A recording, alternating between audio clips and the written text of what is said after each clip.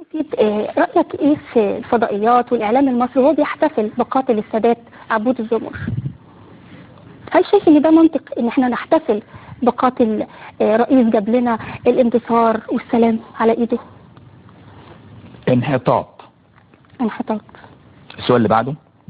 تقول ايه السيدة جيهان السادات؟ وجه ليها كلمة، ويا ترى شايف ممكن ايه مشاعرها وهي بتشوف قاتل يا ست جيهان هانم أولادها؟ كصوت متواضع اعتذر. السؤال اللي بعده.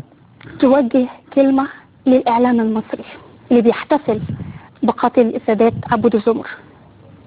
هجيب لكم احتفال اكتر في الفترة الجاية لريا وللسيدة الفاضلة سكينة.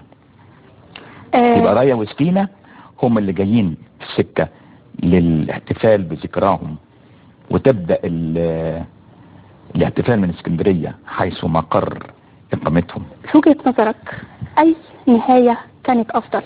نهاية الرئيس السادات في حادث المنصة؟ اي نهاية كانت افضل؟ نعم افضل.